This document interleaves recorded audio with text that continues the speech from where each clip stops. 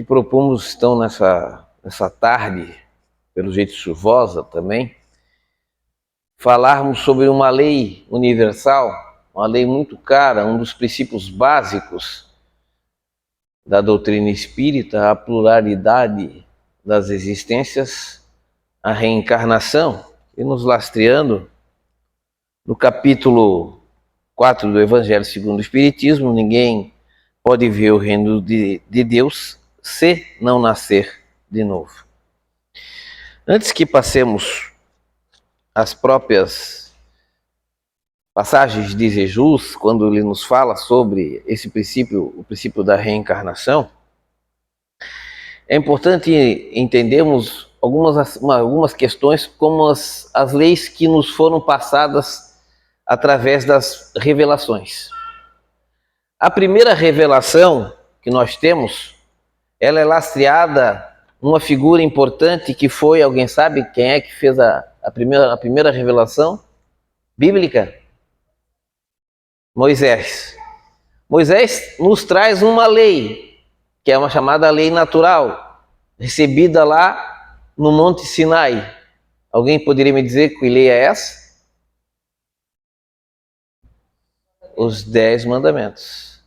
Os 10 mandamentos são a lei natural, são a lei de Deus, né? Depois vemos a segunda revelação. A segunda revelação, ela está personificada em uma figura. Alguém saberia dizer quem? Quem? Jesus. Jesus é a segunda revelação, e ele busca reunir os 10 mandamentos, todas essas leis, numa só lei. Que lei é essa? Mas qual é o nome dessa lei?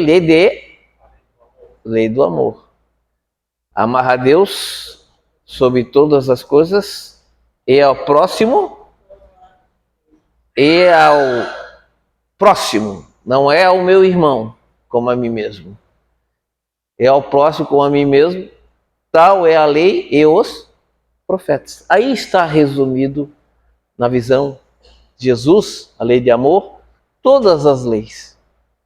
Porque se eu amo a Deus, que é o Pai de todos, poderoso, bondoso, amável, e exerço esse amor, ajudando o próximo,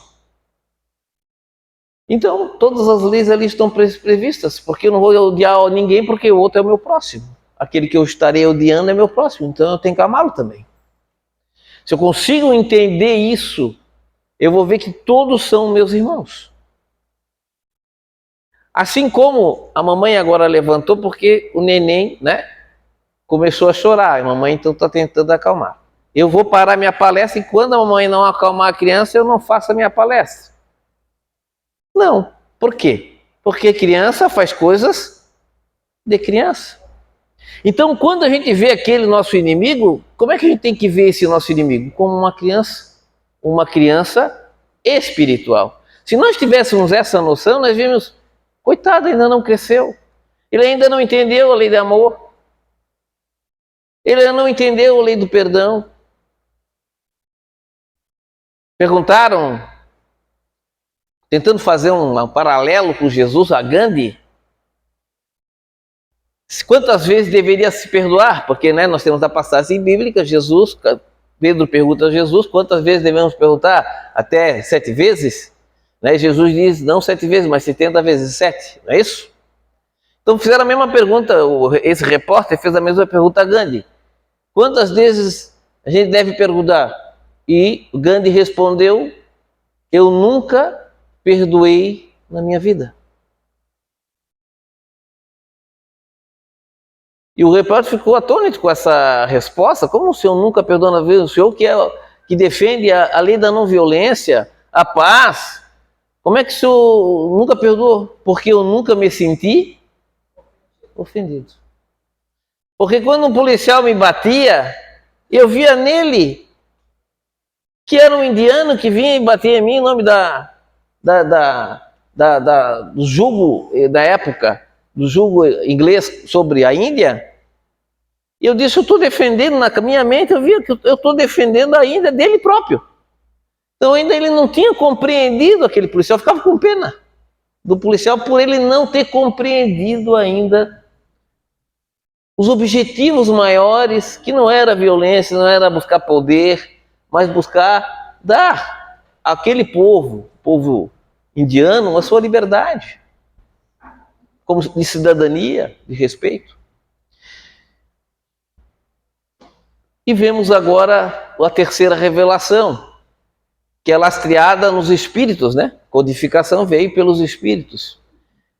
E dentro dessa lei, qual é a lei fundamental que vem resgatar a visão de Jesus e vem trazer uma lei que é uma lei universal, que é a lei da reencarnação.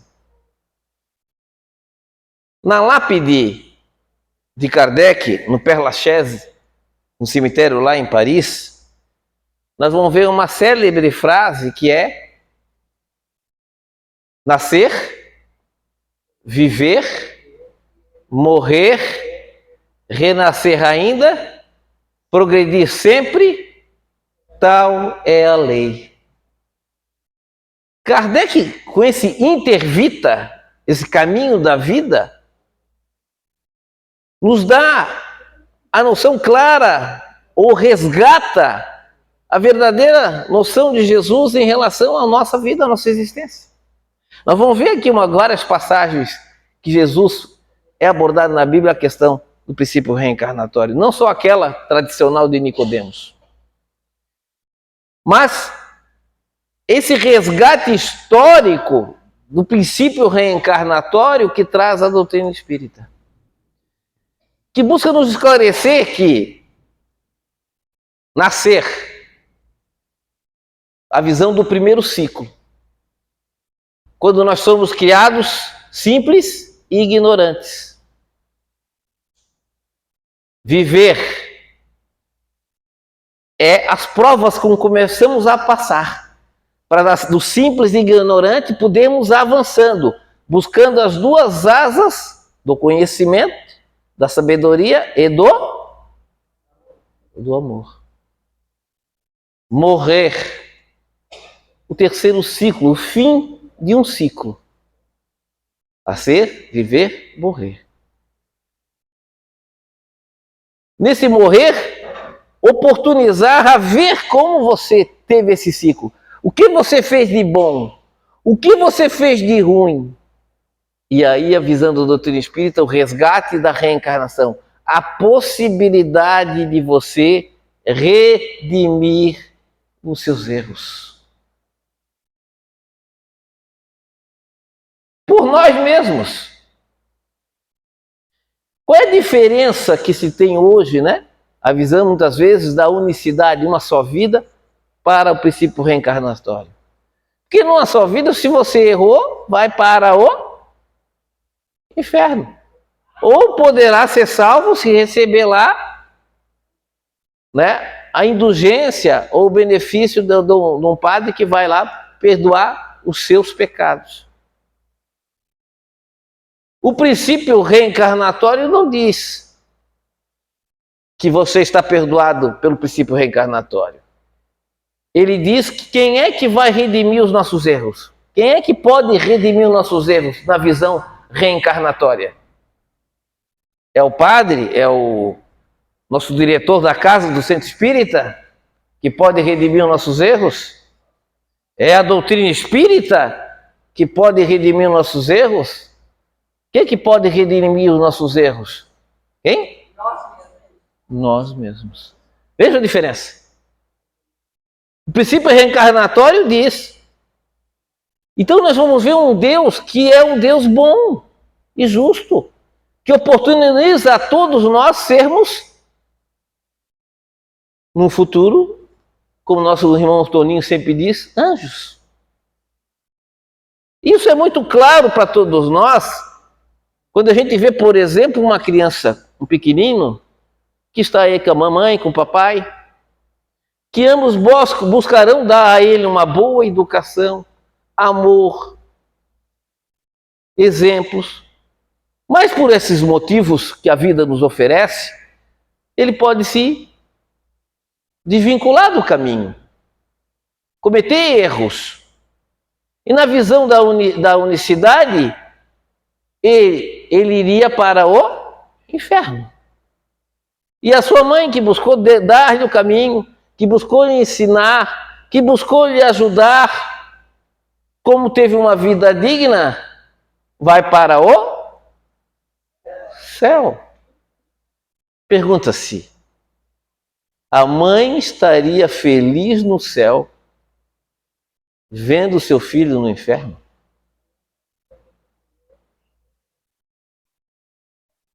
Se as mães da terra, todas nós sabemos, e pais, somos imperfeitos, mas não deixaríamos nunca de continuar amando e querendo ajudar os nossos filhos, imagina Deus, Pai soberanamente bom e justo. Então Deus vai me perdoar? Não. Ele diz em outras palavras, como até o nosso irmão Toninho sempre gosta e brincando de dizer, quem fez a bagunça aqui? Foi tu, Lorivalzinho? Então, vou te castigar?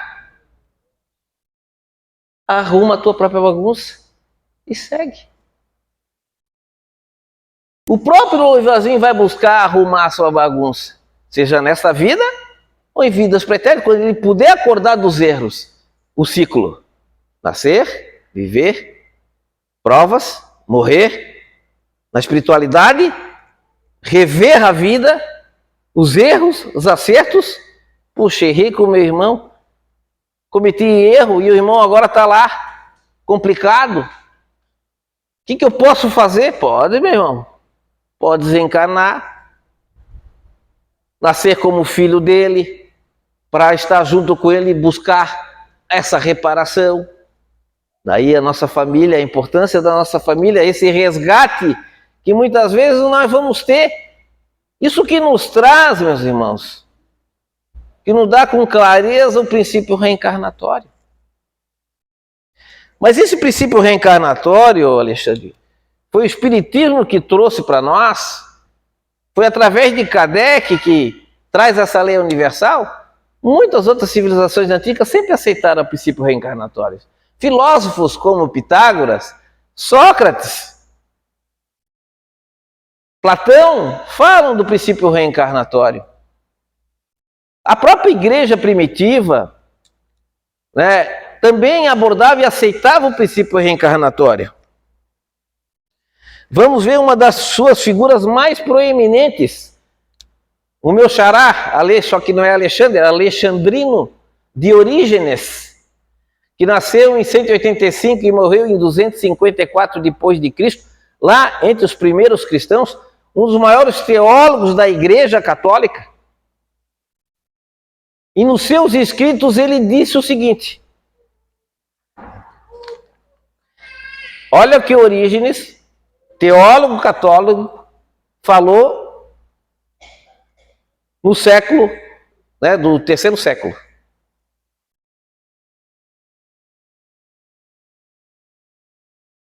Cada alma vem a este mundo fortificada pelos fracassos ou vitórias da vida anterior. Seu lugar neste mundo como um vaso escolhido para honrar ou desonrar. É determinado por seus méritos ou deméritos. Seu trabalho neste mundo determina a sua vida num mundo futuro. Alexandrino de Orígenes. Então a própria igreja aceitava o princípio reencarnatório. Foi no concílio de Constantinopla, o quinto concílio de Constantinopla, o imperador bizantino, e o engraçado que o seja, sem a presença do próprio Papa, que era reencarnacionista, nesse concílio de Constantinopla foi discutido a questão da unicidade da vida ou a pluralidade da existência. E foi, por decreto, colocado que a reencarnação estava proscrita. Era anátema, uma sentença de não aceitação. Como se por um decreto nós possamos revogar uma lei natural, uma lei universal. Como se por um decreto eu pudesse dizer que a lei da gravidade está revogada. E eu vou agora largar isso aqui não vai cair. Mas ela cai. Independentemente do decreto que eu tenha editado. Por uma compreensão, muitas vezes, errônea, da época, de se buscar poder dentro da igreja. Para que o sacerdote, então, pudesse ali dar o perdão e remir dos erros do Lorivalzinho. Quando do outro jeito é o Lorivalzinho é que vai ter que arrumar a sua própria bagunça que fez.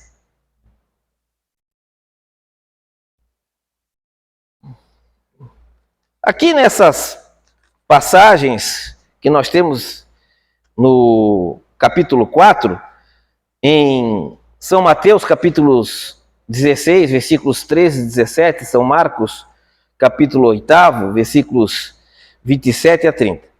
Jesus, tendo vindo para o lado de Cesareia, de Filipe, interrogou os seus discípulos. Ele lhes disse: que dizem do homem quanto ao filho do homem? Quem dizem que eu sou? Aí os apóstolos respondem. Eles lhe responderam: alguns dizem que sois João Batista, outros Elias, outros Jeremias, ou algum dos profetas. Jesus lhe disse: e vós outros, que dizeis que eu sou? Simão Pedro, tomando a palavra, lhe disse: vós sois o Cristo, o Filho de Deus vivo.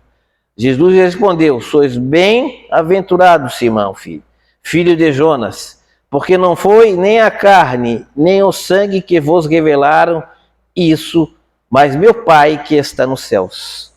Vejam, Jesus perguntou a eles: quem é que pensam os outros que eu sou? Alguns disseram que era João Batista. Lembram de João Batista? Que era primo de Jesus? Em que Jesus foi, inclusive, recebeu a água lá no final, e aí o Batista, não, meu mestre e tal, não, ele batizou e fez a sua caminhada. Lembram de João Batista? Que foi depois decapitado, né? E morre. Porque perante a visão grega, a visão judaica da época, eles aceitavam, menos os saduceus, todos os outros, aceitavam o princípio que eles diziam, o princípio da ressurreição. Que a doutrina espírita deixa com mais clareza o princípio reencarnatório. Na ressurreição é o próprio espírito poder vir num outro corpo e renascer. Né? Como João Batista poderia renascer em Jesus. Né? E isso na visão espiritismo diz que não. Que na realidade o princípio reencarnação é uma nova encarnação. É um novo princípio. Eu posso ser o Alexandre hoje, eu desencaro e posso vir como meu neto, né? No meu filho, o filho do meu filho, então eu posso até vir a nascer, mas eu não vou aparecer como Alexandre. Mas isso já demonstrava, portanto, que na época, e Elias já eram após lá dos primeiros, né? Da época de Moisés, os primeiros profetas, que então já havia muito, talvez, então, eles achavam que era Elias redivivo, reencarnado, princípio da reencarnação. Um outro, em São Lucas, capítulo 9, versículos 7, 8, 9. Entretanto, Herodes, o tetrarca, ouvindo falar de tudo o que Jesus fazia, seu espírito estava em suspenso. Herodes é aquele que decapitou João Batista. Em suspenso, porque uns diziam que era João ressuscitara de entre os mortos, outros que Elias apareceu, e outros que um dos antigos profetas ressuscitara. Então Herodes disse: eu fiz cortar a cabeça a João, mas quem é este quem ouvi falar tão grandes coisas? Ele tinha vontade de vê-lo. Ainda em outra passagem, que também nos coloca aí já de Nicodemos, a mais conhecida de todas, né? Jesus respondeu a Nicodemos: em verdade vos digo, ninguém pode ver o reino de Deus senão nascer de novo, que é o título do nosso capítulo. E Nicodemos pergunta, responde, dizendo assim, Nicodemos lhe responde: como isso pode se dar? Jesus lhe disse: qual sois que sois mestres em Israel e ignora essas coisas? Ele era mestre em Israel, portanto ele já tinha a visão do princípio da reencarnação, da própria ressurreição. Então ele sabia desse conhecimento. Em verdade vos digo, que não dizemos senão o que sabemos, e que não testemunhamos senão o que vimos. Entretanto, vós não recebeis nosso testemunho. Mas, se não me credes quando vos falo das coisas da terra, como me creeis quando vos falar das coisas do céu? O princípio da reencarnação, meus irmãos, ela nos traz, na própria visão lá de Jesus, na época de Jesus, nós vamos ver então nas antigas civilizações, nós vamos ver no próprio cristianismo primitivo, e vai ter esse baque no Concílio de Constantinopla, buscando essa revogação através de um decreto. Como se um decreto pudesse realmente revogar uma lei universal. Mas o fundamental dentro dessas questões é por que nesse tempo não houve uma discussão, não houve uma contradição? Por que não foram para o Jornal Nacional, lá no Concílio de Constantinopla, para discutir, na imprensa, nos jornais, para entrar e discutir com relação à não aceitação, porque a maioria era reencarnacionista. Porque nós estamos ainda, né, na Idade Média, onde não se discutia o que a igreja falava. E que a imprensa só vem a surgir, vamos lembrar que Gutenberg, o pai da imprensa, nasceu em 1500. E esse fato aconteceu em 553. Então não havia discussão. Por isso foi determinado e foi aceito dessa forma. E a doutrina espírita vem o que? Resgatar esse princípio trazido por Jesus, trazido por filósofos, por civilizações antigas. Então o espiritismo não vem, esse é o importante. O espiritismo não vem trazer uma novidade, mas vem estudar esse fenômeno, vem buscar explicar esse fenômeno, a questão, o princípio da reencarnação. Aí muitas vezes podemos fazer alguns questionamentos, algumas perguntas sobre o princípio, né, reencarnatório. Uma das questões seria muito fácil se nós tivéssemos uma contradição entre unicidade e pluralidade de existências. Nós já temos uma certa idade, né? Quando nós éramos jovens, a força, né, sexual, ela é maior ou menor? Maior, é fogo presente. Quando nós vamos buscando a decrepitude, isso vai amainando. E muitas vezes, com a idade, os nossos abusos e os nossos erros, muitas vezes nos arrependemos, correto? E aí nós vamos para o céu, porque nós nos arrependemos, dentro dessa visão da unicidade. Mas se eu morresse novo, eu iria para o inferno. Vejam, azar, né? Se morresse quando vai mais com a idade maior, ia para o céu. Com a idade menor, vai para o inferno. Então não se bate, você não tem como, tem uma contradição nesse sentido, né? É claro que os meus abusos por mim praticados, ou pelo Lorivalzinho praticado, já que hoje eu peguei o Lorivalzinho para Cristo, ele vai responder, ele vai arrumar a bagunça dele. Como? Se ele já não tem mais condições, muitas vezes as pessoas com quem ele já desviou não estão no caminho dele, não tem mais essa oportunidade. Em reencarnações, pode vir essa pessoa que daí ele tenha desencaminhado ou abusado, como uma filha, numa próxima existência, em que ele vai buscar essa solução. E Deus nessa história toda? Ele vai dizer assim, Lorivalzinho, tem que se arrepender e vai arrumar bagunça assim, senão o povo vai comer. Não. Se o Lorivalzinho não quiser arrumar a bagunça dele, o que vai acontecer? Ele vai continuar a vida dele, não melhorando, buscando estacionar no seu caminho. Quando ele começa a fazer reflexão, ele próprio. Então como é que Deus faz com que isso aconteça? Usando o tempo. Então se o Lorivalzinho vai precisar 10 reencarnações para resolver os seus problemas, 10 reencarnações. Se vai precisar de apenas uma reencarnação para resolver, que bom, em apenas uma, Lorivalzinho conseguiu fazer o resgate dessas dívidas. Um outro questionamento que poderíamos fazer, Alexandre, sobre a pluralidade das existências. Numa próxima existência eu posso fraquejar mais do que nessa encarnação, eu posso regredir a minha condição espiritual? A irmã fala estaciona, pode estacionar, como o Lorivalzinho ali eu falei, estacionaria. Mas como estaciona? Se eu fizer a seguinte condição, nessa vida eu não matei ninguém, mas na outra vida eu vou lá e mato alguém. Eu não agravei? Então, eu não estacionei?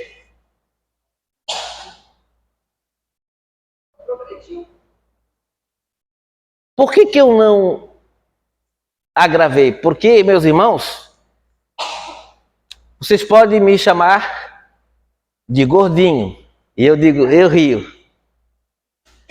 Vocês podem me chamar de dentuço, eu rio, não é.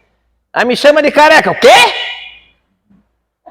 É o meu calcanhar de Aquiles. Nessa encarnação, o meu calcanhar de Aquiles não foi tocado. Numa outra, aquele calcanhar de Aquiles eu levo àquela prática. Não quer dizer que eu não também cometesse em outra vida.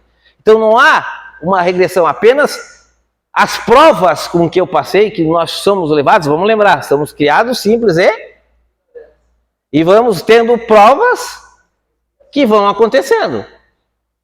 Alguns vamos mexendo com alguns pontos. Mexeu naquele meu calcanhar de Aquiles, eu cometo o homicídio. Com o passar do tempo, mexeu no meu calcanhar de Aquiles, com outras encarnações, mexendo no meu calcanhar de Aquiles, eu também vou rir dessa situação, vou achar engraçado e não vou levar isso em consideração pela minha evolução. Então sempre estamos em evolução.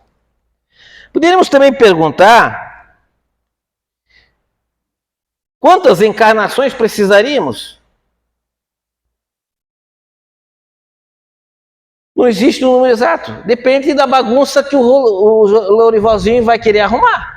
Se ele vai querer logo arrumar as bagunças que ele está fazendo, ele vai conseguir ter menos encarnações para buscar o seu progresso, a sua progressão. Quanto mais ele querer estacionar e não conseguir fazer a sua mudança, mais tempos ele vai ter que cumprir para poder implementar isso. Então, esse é um princípio que fica. Um outro questionamento que poderíamos também dizer, que a reencarnação, ela é contra, por exemplo, o princípio, uma questão da filiação, vai contra a questão da importância dos vínculos de família. Porque se são várias reencarnações, que é meu pai hoje pode ser meu irmão amanhã ou outro, seria o fim dos vínculos de família? Não. Porque os vínculos de famílias, a família nossa, ela sempre nós devemos trabalhar com uma família estendida e não uma família apenas umbilical, ligada. E hoje nós já temos essas provas através de uma coisa que ainda é humana, talvez a maior instituição humana. Você sabe qual é a maior instituição humana que chega próximo de Deus, por sua perfeição? Sabe qual é? Criada pelo homem. A adoção. Adotar é imitar a natureza, diria Cícero há mais de 2000 anos atrás. É trazer como filho aquele que de sangue não é. É buscar ter como filho. Hoje nós vamos vendo nas próprias legislações, a legislação brasileira não é diferente, não há qualquer diferenciação maior. Então, esse princípio reencarnatório só busca dizer que todos nós somos irmãos.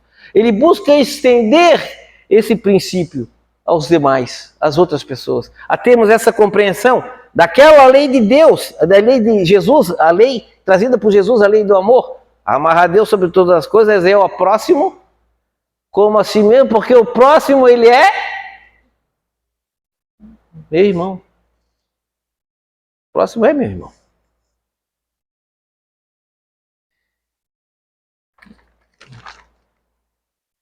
E ainda para encerrar, ante a questão do tempo, retornando à lembrança de Nicodemos, eu tenho um texto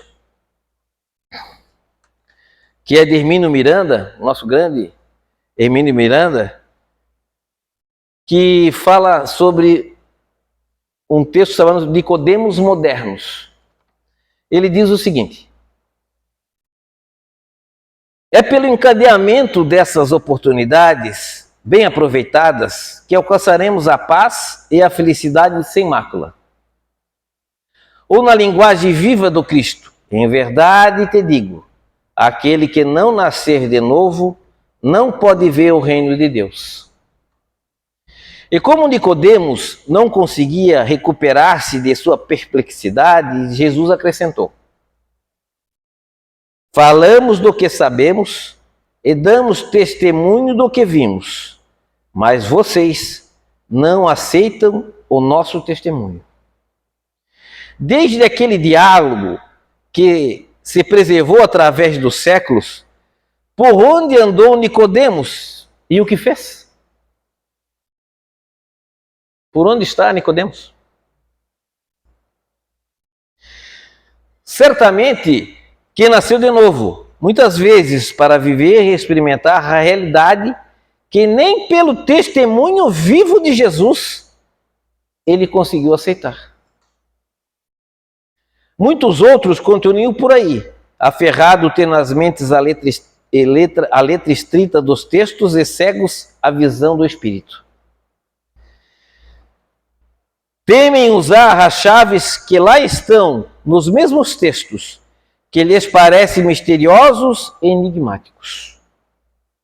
Ou então, inventam artifícios interpretativos que podem servir para regimentar prosélitos, mas não para colocar o ser humano face a face com a realidade espiritual.